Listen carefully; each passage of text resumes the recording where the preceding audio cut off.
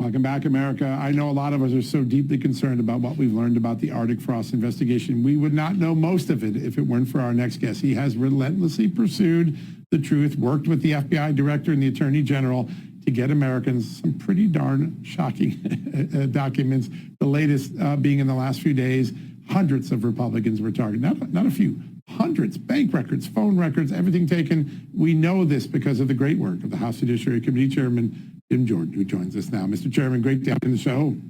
John, good to be with you. And look, I appreciate the work you've done on this for years now, uncovering how just, I think we've talked before, I always say the only thing we get wrong when we start these investigations is it's the fact that it's always worse than we thought. And that is the case here. I mean, it wasn't just 8 United States senators that they spied on.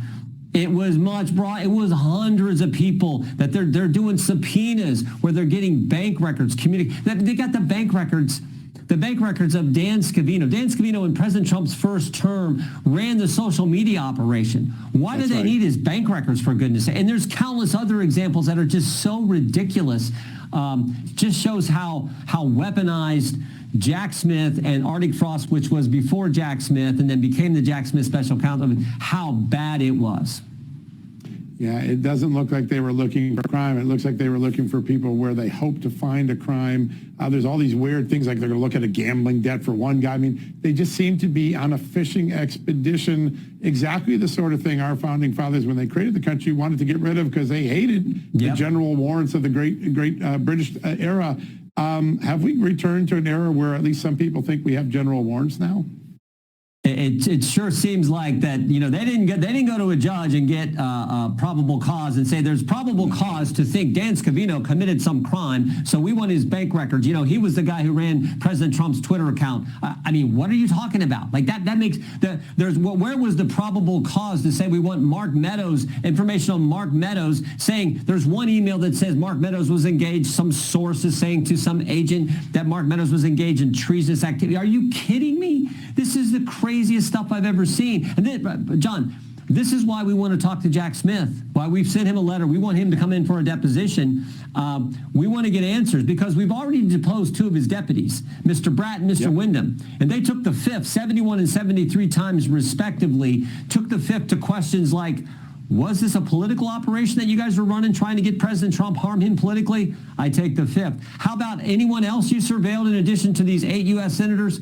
I took the fifth. Well, now we know why they took the fifth, because there's hundreds of other people that they were checking in on. So this is just bad. And never forget, this is the same Jack Smith who put the gag order on President Trump, asked for the gag order and got it. This is the same Jack Smith who raided President Trump's home. This is the same Jack Smith special counsel where one of their deputies said to Stanley Woodward, a lawyer for one of the defendants, we didn't know you were a Trump guy. We thought you were interested in this judge position. And this is the Jack Smith whose deputies wouldn't answer our questions. This is the Jack Smith who is now with 190 subpoenas to get communications and documents and bank records and people. I mean, okay, this is how bad it is. So yeah, we want to talk to Jack Smith and see what kind of answers he's going to give us to our questions.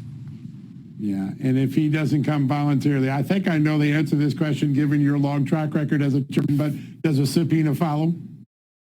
Well, yeah, we want to talk to him. We will use everything we have to get this guy. And we want to get all this information and talk to him in a deposition format, and then we'll decide if we're going to do some public hearing. But we want the same documents that they're now starting to come forward. We want to take a chance to look at all this and ask him in a deposition format about this stuff. Last night, you and I were together on Sean Hannity, and I started to talk about a document. I'd only read it for about 10 minutes before. Today, I read it a lot. I shared it with lots of FBI agents. It's the predicate memo, the electronic communication that opens up this Arctic Frost. And it is shocking to me because when you get to a full investigation like this, there's a requirement for evidence of criminality. And you see things like suggest are the words they use, or the evidence is just a CNN interview, which, 15 months in, you think the FBI would have something more than a suggestion in a CNN interview.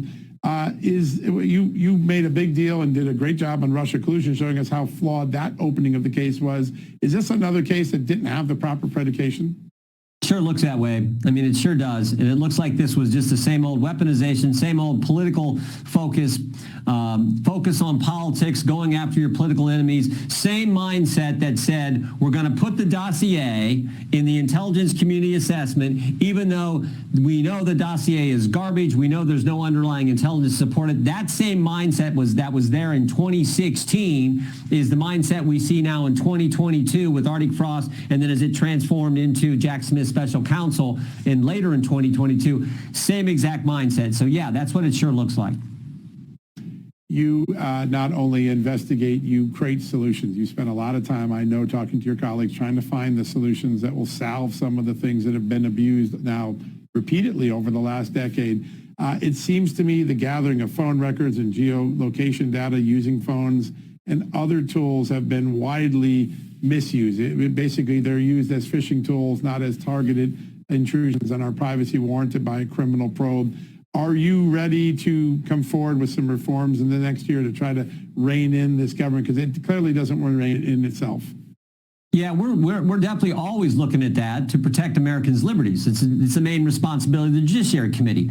We're supposed to protect your bill, the rights you have under the Bill of Rights, the rights you have under the First Amendment, Fourth Amendment, Second Amendment, all those key liberties we have in this greatest country ever. So yeah, that's supposed to be our focus. One of the things that's coming up is the reauthorization of FISA. And we know the FISA process was abused in numerous ways over the years in this weaponization and this politics effort we saw from the Garland and Obama Justice Departments. So we're looking at that. We think actually if you're going to go search the 702 database as an example, you got to go to a separate and equal branch of government and get a probable cause warrant. You can't just go looking through there.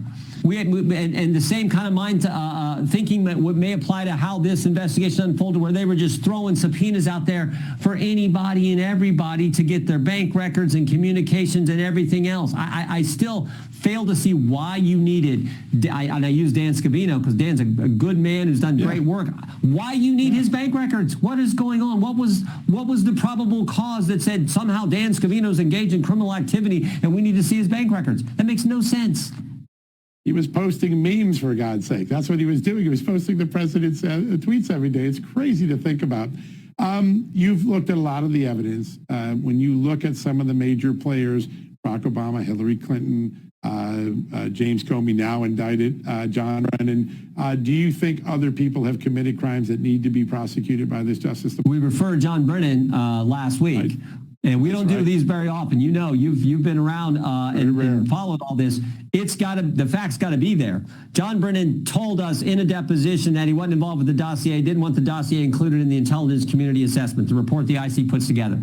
That's all well and good until Tulsi Gabbard declassified a House Intelligence Committee report, which says exactly the opposite. It says that John Brennan actually wanted it included in the intelligence community assessment, and then they relate a story in there where a CIA official goes up to Mr. Brennan and says, we shouldn't include this report, this dossier in the report. It just doesn't stand up. There's no underlying intelligence to support it. And Brennan's response was, yeah, but doesn't it ring true? I think fully displaying his motive, his willingness and wanting to go after President Trump. So you know this, John, you're not supposed to lie, but you're definitely not supposed to lie when you're under oath talking to Congress.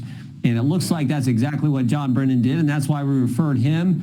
And we'll see now what the Attorney General and the Justice Department decide to do.